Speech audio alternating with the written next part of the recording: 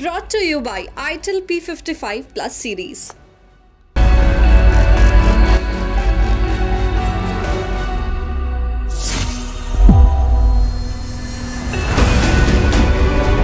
मैंने ये छोटा सा काम करके लोगों के जज्बात को कंट्रोल करने की कोशिश की है और सेफ्टी वाल्व का काम किया है। मैंने उस प्रेशर को दूसरे रास्ते से निकाला है ताकि वो हमारे शहर का अमन खराब ना हो।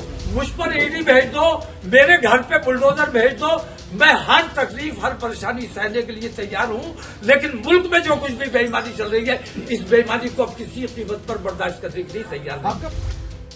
इत्तेहाद-ए-मिल्लत काउंसिल के मुखिया मौलाना तौकीर रजा खान के हजारों समर्थकों के सड़क पर उतरने से बरेली में बवाल देखा गया। इसके बाद पुलिस ने हालातों को ज्यादा बिगड़ने से पहले कंट्रोल कर लिया, लेकिन मौलाना तौकीर रजा ने एक प्रेस कॉन्फ्रेंस की जिसमें उन्होंने सीधे सरकार, अदालत और विश्व हिंदू परिषद, बजरंग दल जैसे हिंदू संगठनों पर निशाना साधा। उन्होंने आरोप लगाते हुए कहा कि अदालत सरकार के मुताबिक काम कर रही है। उन्होंने आगे कहा, ना पुलिस की लाठी से डरते हैं, ना गोली से डरते हैं। हम देश को बनाए रखना चाहते हैं, इसलिए हमने जवाब नहीं दिया है।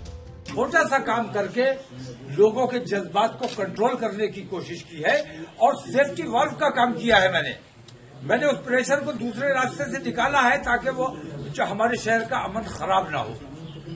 हुकूमत को हमारा इसमें साथ देना चाहिए। अगर हुकूमत दंगा और फसाद चाहती है तो हम तैयार हैं।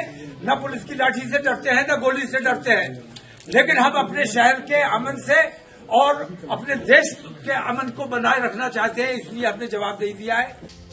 इसके बाद तौकीर रजा ने ज्ञानवापी को लेकर भी बहुत कुछ कह डाला। ज्ञानवापी विवाद को लेकर मौलाना तौकीर ने कहा, कौन से कानून के तहत ज्ञानवापी मस्जिद के अंदर तहखाने में पूजा करने की इजाजत दी गई? कानून ये है कि 1947 के बाद जहां मंदिर है वो मंदिर रहेगा, जहां मस्जिद है वहां मस्जिद रहेगी। अगर कोई जज अपनी समझ के मुताबिक काम करता है तो वो न्यायालय का अपमान करता है। कोर्ट का आदेश तो बाबरी मस्जिद का भी था, जिसको ये मान लिया गया कि मुसलमानों की है, हिंदुओं का कोई अधिकार नहीं है, रामलला का गर्भगृह नहीं है। अभी कौन से कानून के तहत, कौन सा कानून है जिसने ज्ञानवापी मस्जिद के अंदर तहखाने में पूजा करने की इजाजत दे दी? किस कानून के तहत दे दी?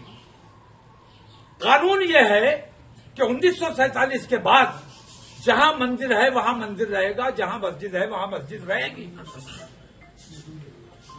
वर्शिप एक्ट मौजूद है और एक्ट की मौजूदगी में अगर कोई जज अपनी समझ के मुताबिक काम करता है तो वो न्यायालय का अपमान करता है। ऐसे न्यायालय के अपमान करने वाले जज के खिलाफ कार्रवाई की जानी चाहिए। आपके रिश्तेदारों की संपत्ति की खंगालना शुरू कर दिया गया। मेरे रिश्तेदारों की संपत्ति खंगाल लो, मेरी संपत्ति खंगाल लो, मुझ पर ईडी भेज दो, मेरे घर पे बुलडोजर भेज दो, मैं हर तकलीफ हर परेशानी सहने के लिए तैयार हूं, लेकिन मुल्क में जो कुछ भी बेईमानी चल रही है इस बेईमानी को अब किसी कीमत पर बर्दाश्त करने के लिए तैयार नहीं। बुलडोजर पर भी भड़कते हुए तौकीर रजा काफी कुछ कह गए। और ये जो बुलडोजर की कार्रवाई चल रही है, असल में मैं बुलडोजर की कार्रवाई की मुखालफत इसलिए कर रहा हूं कि ये कोर्ट का काम पुलिस ने अपने हाथ में लिया हुआ है। जब अदालतें मौजूद है, किसी ने अपराध किया है उसको गिरफ्तार कीजिए, अदालत के सामने पेश कीजिए, अदालत उसे सजा दे या जो भी करे। लेकिन पुलिस जो बुलडोजर चला रही है, हुकूमत जो बुलडोजर चला रही है, इस बुलडोजर के खिलाफ सुप्रीम कोर्ट को सख्त संज्ञान लेना चाहिए। लेकिन मैं ये देख रहा हूं कि कहीं ना कहीं सुप्रीम कोर्ट जैसी संस्था सरकार के दबाव में काम कर रही है और ये हमारे देश के लिए बेहद घातक सिद्ध होगा।